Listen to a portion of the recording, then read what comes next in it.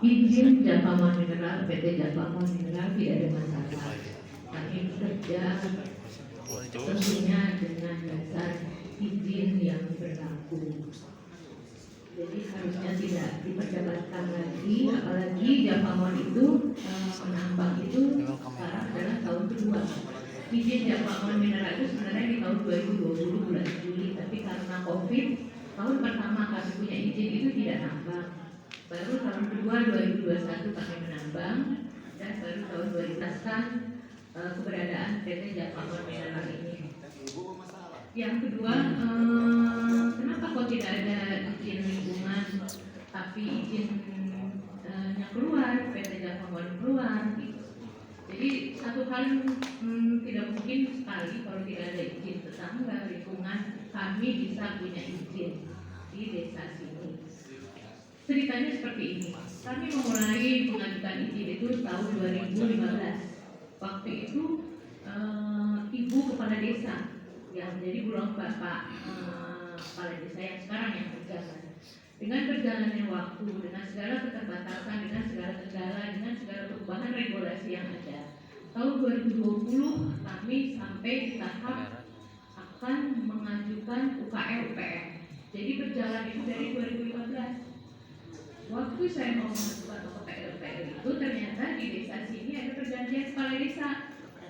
Jadi sebagai masyarakat yang akan berusaha di sini, saya itu silaturahmi, memperkenalkan diri bahwa saya dari tahun 2015 mengajukan ini, prosesnya sekarang sudah sampai di sini dan diterima baik dengan bapak kepala desa yang di sini. Oh, dengan senang hati katanya, nanti kami dukung bahwa akan ada investor di sini. Nanti saya buatkan tanda tangan dari masyarakat di sini. Kalau ada niat baik seperti itu dari kepala desa, maka saya. Mohon maaf, Ibu di JPM sebagai apa, Bu?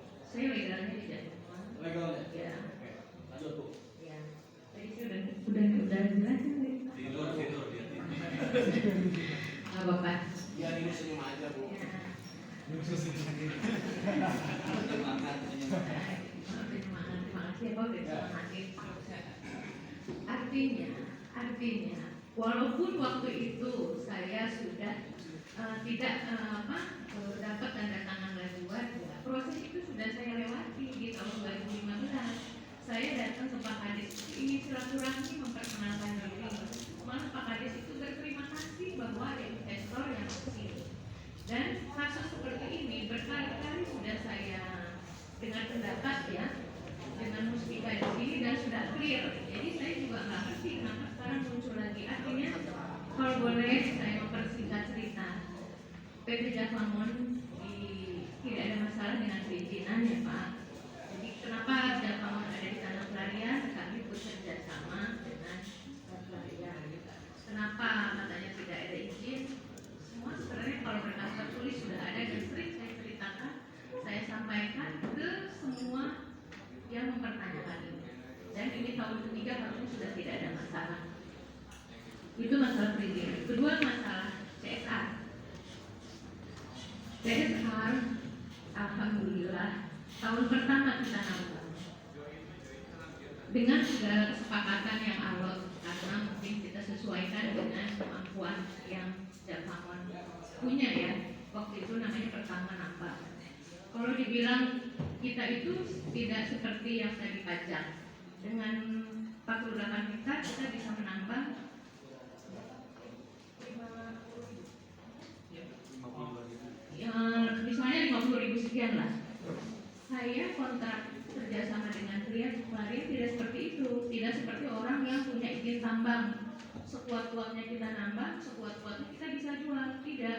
Tapi kita punya PO dari pelarian, karena kita kan kerjasama. Kalau pelarian tahun ini perlunya cuma 3.000, ya saya nambahnya 3.000. Ini permintaan, misalkan seperti itu. Jadi kalau tahun berikutnya saya nambang dikasih 5.000, ya saya nambahnya 5.000. Dan jenis tambang benzonik ini hanya bisa dilakukan tambang itu hanya waktu kalau musim panas. Kalau ada hujan sudah diganti aja. Jadi PT Japamon Mineral itu hanya menyuplai ke pelarian. Walaupun bisa nambang misalnya panas 6 bulan kita bisa nambah 6 bulan, jangan saya mana-mana karena pelarian kita kerja sesuai keperluannya dengan pelarian. Nah, produksi yang kita hasilkan berkenaan dengan pajak, sekarang itu pajak produksi itu per bulan. Jadi bulan ini kita nambah maksimal tambah 15, kita sudah bayar pajak. Itu sudah berjalan di 2021 itu berjalan karena memang kita kerja dan selesai di tahun yang sama. PO tahun 2021 selesai di 2021. 2022 ini alhamdulillah kita dapat pekerjaan lebih sedikit dari tahun sebelumnya. Berharapnya sih tadinya lebih banyak, tapi lebih sedikit. Tapi ada hikmahnya juga. Ternyata 2002 itu Jalpamon hanya sebagian kerja 1 bulan, sisanya itu kerja. Kita dapat PO itu di bulan Mei, harusnya selesai di bulan Desember. Tapi sampai Desember itu kita cuma bisa kerja hanya 1 bulan. Artinya ada pekerjaan yang tertunda dikerjakan di tahun 2023 ini. Mungkin insya Allah kalau misalnya minggu-minggu ini tidak ada kendala dengan cuaca, mungkin seminggu 10 hari lagi selesai. Itu pekerjaan di tahun 2002. Pajaknya saya kira pajaknya tidak ada masalah karena itu dicek per bulan. Kita laporan produksi per bulan, kita bayar. Kalau misalnya kita ada produksi, kita juga diwajibkan bayar di bulan itu juga. Kalau kita tidak ada produksi, ya artinya nol. Nanti diakumulasi mungkin di bulan ini, karena di bulan ini kita nambang cukup banyak karena panas. Nah, pokoknya kalau bahasa Sundana nggak bisa nyoceng, istilahnya seperti itu Pak. Jadi kalau misalnya ada cerita, bisa aja katanya perusahaan ngelapor ke nangan sareng, padahal kerjanya 5.000. Insya Allah nggak mungkin banget zaman sekarang saya bisa seperti itu, gitu kan? Itu masalah. Jadi apa dari CSA kita udah nyambung ke pajak ya, jadi artinya dari pajak tidak ada masalah. Masalah CSA, saya sebelumnya mohon maaf ke Pak Kades bahwa untuk tahun kerja 2022 ini ada terhambat. Biasanya Jalpamon itu selesai pekerjaan, timbangan terakhir selesai sesuai PO, kita hitung-hitungan sesuai dengan kesepakatan. Tahun 2021 yang lalu kita ngasih CSR ke desa itu 150 juta, dan kami percaya desa akan menyalurkan sesuai dengan peruntukan. Tahun 2002 ini pulang kira Mahapunten, pekerjaannya juga belum selesai. Gimana saya mau bayar CSR-nya? Jadi saya sih berharapnya lihatlah ke track record Jalpamon tahun lalu. Kalau sudah berani menjanjikan 1 rupiah pun tidak ada, ya saya akan menyangkal. Itu bisa dicek ke Pak Kades. Jadi kalau sekarang ada kesempatan, saya mohon maaf. Jadi Jalpamon itu mengeluarkan untuk CSR. Saya anggap aja ini CSR ya, untuk ke desa dan untuk ke lingkungan istilahnya uang bongkar. Uang bongkar itu sementara, dan uang bongkar itu tidak mudah saya untuk menemukan angka ya, dengan berbagai musyawarah dan lain-lain. Kalau untuk sempurna semua orang bisa menerima, semua lingkungan yang terdampak menerima, kelihatannya mungkin sulit. Jadi ada angka yang cukup besar, beda-beda tipis dengan yang harus Jalpamon serahkan ke desa, dan itu juga tidak ada kendala gitu.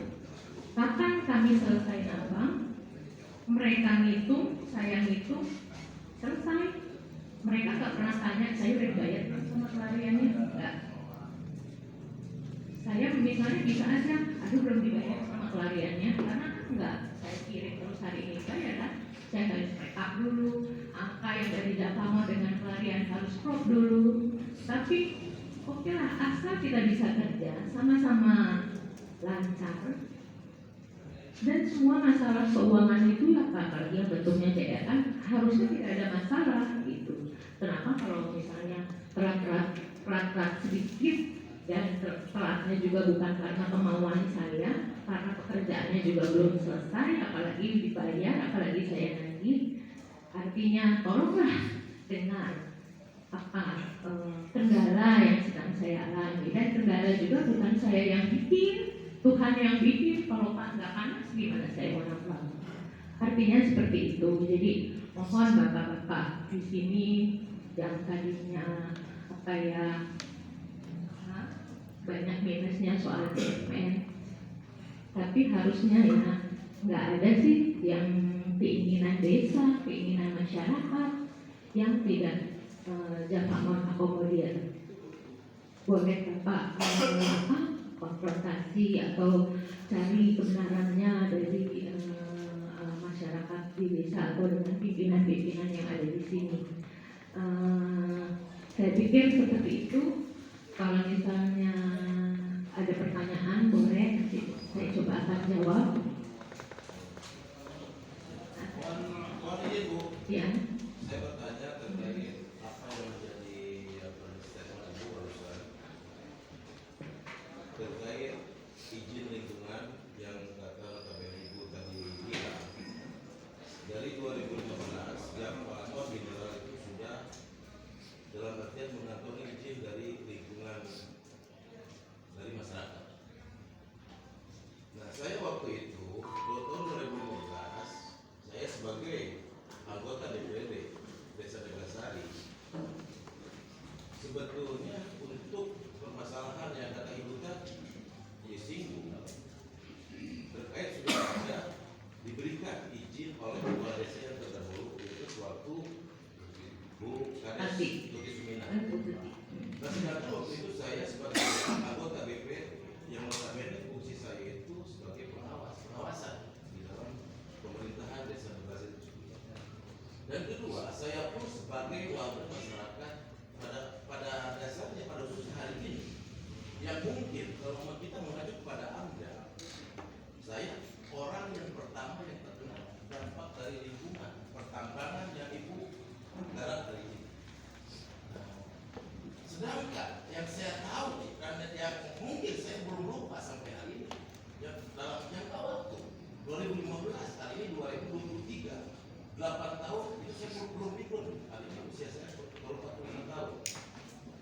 Yang saya tahu belum pernah ada yang namanya Japakmon Mineral meminta izin lingkungan keluarga sekitar saya yang hari ini terdampak sebagai ibu nama misalnya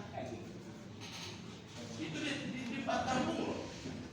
Kampung saya itu kampung Lui Bengkok RT 33 RW 3 Desa Neglasari. Dan kampung tangga saya dilahirkan di kampung Raja Bola RT 14 RW 3 Desa Neglasari. Dan di kampung Cekali RT 15 RW 3 sama Desa Neglasari bersama di kampung Cipaka. Tidak pernah saya rekam sampai hari ini. Itu yang saya pertanyakan ke Ibu. Kata Ibu, oke lah, kita sudah mendapatkan izin lingkungan dan ada loh bukti tanda tangan. Kalau memang betul di situ ada bukti tanda tangan, kami warga masyarakat yang khususnya 4 RT itu, saya mohon untuk diperlihatkan. Dikarenakan hari ini kami masyarakat yang 4 RT itu betul-betul hari ini terkena dampak dari pertambangan yang Ibu lakukan hari ini. Apa dampaknya? Pertama, dulu sebelum adanya pertambangan di atas, kami tidak pernah kekurangan air. Hari ini boro-boro buat mengairi sawah. Hari ini boro-boro untuk segala macam kebutuhan. Untuk sumur saja. Hari ini di depan rumah saya bikin sumur di depan rumah saya. Terus untuk sebesar Malacai Bu, punten. Gitu. Kalau misalkan ini mengacu kepada tadi apa yang menjadi statement Ibu. Gitu. Mangga kita masuk. Masyarakat dalam penyusunan Yang boleh saya memperlihatkan suratnya Pak? Boleh, Oh iya. Kalau saya kan bekerja berdasarkan data ya Pak. Kalau sampai hari ini misalnya di perjalanan ada yang tidak merasa tanda tangan, ada yang tidak merasa diminta izin. Izin Ketua menambahkan sedikit karena rasanya ada yang kurang sinkron nih yang harus saya klarifikasi. Pertama dari baik usulan atau audien yang diminta oleh kawan-kawan terhadap klarian. Klarian menyampaikan saya tulis si poin sampai huruf A. Terakhir fokus pembangunan SAB. Jadi tolong bagi pihak klarian yang dicatat dalam agenda hari ini, ada dua hal yang dilupakan, ada dua poin yang dilupakan. Pertama, kami meminta untuk mengklarifikasi tentang klaim jumlah luas lahan. Tadi yang sempat saya sampaikan di awal pembukaan itu. Nah, kedua, itu jumlah vendor. Jadi, janganlah kita menutupi untuk kepentingan tertentu. Padahal kalau saya cermati dari baik pernyataannya, mohon maaf saya sebut Pak Nar misalnya, kemudian Pak Prai misalnya, begitu sejuk saya dengar. Artinya ada upaya atau itikat baik untuk memfasilitasi atau mendengarkan aspirasi kita. Tetapi kemudian jangan kesejukan ini menutupi segala hal kepentingan kita bersama. Dan bagi tadi, kenapa kita harus tahu jumlah vendor? Jumlah vendor yang masuk di klarian itu perlu dilaporkan ke kita atau ke teman-teman agar ada pengawasan. Jangan melempar batu, misalnya tadi bicara soal tonase, kemudian bicara soal tonase ada bahan banding, misalnya ada tangki, ya kan, ada tangki segala macam, minyak dan sebagainya, tonasenya mungkin lebih. Ini kan menutupi sesuatu untuk yang kita pertanggungjawabkan hari ini. Tapi saya nggak fokus di situ. Dua hal yang menjadi poin pertanyaan kami saat ini adalah klaim lahan yang dikuasai klarian, kemudian terdapatlah di sana adalah konflik lahan yang hari ini saya sendiri, mohon izin, Pak Hikal sendiri masih ingat, langsung turun dengan saya di lapangan itu, terdapatnya konflik lahan. Nah, kemudian jumlah vendor ini untuk pengawasan kita juga, vendor yang masuk ke klarian itu berapa sih jumlahnya? Termasuk apa saja sih yang disuplainya? Jangan kita fokus aja kepada JMM sebagai vendor gitu. Mohon maaf, saya kasihan JMM sebenarnya. Salah satu vendor yang kita tekan hari ini dihadirkan di sini. Seharusnya semua vendor yang ada di klarian itu ada di sini hari ini. Atau kita agendakan lagi untuk daripada kebijakan klarian izin Komisi 1 Olah Dewan. Kita doakan mudah-mudahan pada Dewan ini berpihak pada kita teman-teman. Jadi kita berbicara soal 2024 itu penting ini. Walaupun tertutup belum jelas nih, tapi kan penting kawan-kawan. Yang hadir di sini kita doakan, duduk lagi di sana. Amin ya. Nah, kemudian jumlah vendor ini penting. Bagaimana kemudian kita dapat mengawal baik dari kegiatannya, lalu kemudian apa yang disuplai ini penting. Agar catatan kita jangan kemudian fokus saja pada JMM saja gitu. JMM ini salah satu bagian vendor gitu, yang ada pada klarian. Nah, terkait JMM, hapunten nggak suruh. Kalau kita nanti bisa lihat izin dari Badan Lingkungan yang hari ini dianggap ada persoalan, padahal oke lah kita clear sebenarnya. Clear dengan saya mengalah saat itu, mengalah saya di kecamatan. Kenapa? Karena adanya laporan kepolisian tentang tindakan atau kegiatan yang besar. Ada yang besar, tapi bukan kami yang menyampaikan, tetapi kami menjadi saksi di sana. Dan saya minta kepada penyidik, coba tolong digelar bukti apa yang kemudian penyidik kantor saat itu. Nah, saya mendapat satu fakta bahwa betul JMM saat itu, ini karena Bu Putri buka ya, saya sebenarnya tidak mau buka sana sebenarnya. 2015 sampai 2019 itu izinnya habis, izin lingkungannya. Jadi ada rentang waktu yang ditulis kepada izin lingkungan itu 2015 sampai 2019, saya masih ingat. Dan itu ingin dihidupkan lagi yang izin hari ini, izin lingkungan desa. Pada saat itu, adalah kami barangkali ada desa. JMM 1 tahun meminta kepada kita untuk kemudian ditandatanganinya itu surat. Kami bukan menolak, tetapi kami mengusulkan baik kita sepakati dari kerjasama yang kita bangun, ini loh yang kita tawarkan sebagai draft nih, bukan peraturan, sebagai draft. Sebagai draft kita mengusulkan ini loh. Nah, saya minta keberatannya apa? JMM itu mengirim beberapa orang untuk melobi saya mendatangkan itu. Kalau dianggap saat ini Bu Putri menyampaikan, JMM menyampaikan bahwa kalaupun tidak saya tanda tangani, kemudian itu sudah berlaku karena itu di 2015 ada, maka saya sampaikan, mohon Bu Putri untuk berbicara jujur. Kenapa meminta saya menandatangani surat itu sampai mengirim beberapa orang, beberapa tokoh? Ya saya sampaikan itu untuk menandatangani itu. Saya bukan menolak, tetapi jawab dulu apa yang kemudian menjadi draft usulan kami saat itu. Itu yang menjadi kendala. Lalu dari hasil penyidikan sebagai bukti, mana nanti kita konfirmasi kepada penyidik Lengkong yang saya itu menangani. Ada bukti yang digelar di forum terbuka saat itu mengambil kesepakatan antara JMM dan kita. Adalah dilegalisirnya itu surat oleh kecamatan. Itu yang saya tahu. Jadi hidupnya itu izin lingkungan dilegalisir oleh Pak Camat. Oleh Pak Camat dilegalisir. Dan rentang waktunya mundur. Dianggap saya belum aktif saat itu. Itu kira-kira. Kemudian bicara CSR 150 juta. Oke, saya akui 150 juta itu, tetapi bukan kami yang menggarapnya. Ada tim yang menggarap. Ada kawan-kawan yang menggarap di sana dan saya tahu itu realisasi 2021 ya. Seperti apa pembangunan setiap gang lingkungan segala macam, saya tahu BPD mengawal itu. Artinya ada penggarap tim yang kemudian merasakan hal ini, apa namanya angka itu. Jadi yang signifikan soal perhatian kami hari ini yang dipertanyakan oleh kawan-kawan soal izin lingkungan, saya sebenarnya tidak mau masuk sana. Tetapi apabila saya harus mengklarifikasi itu yang terjadi.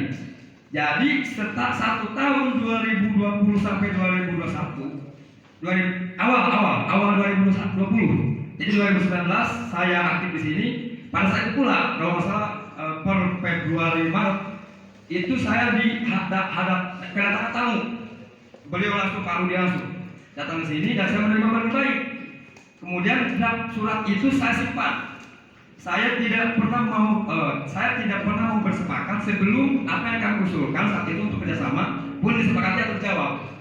Jadi PT JMM terus meminta tanda tangan izin lingkungan, kami terus meminta jawaban daripada draft surat kami yang isinya itu adalah kerjasama.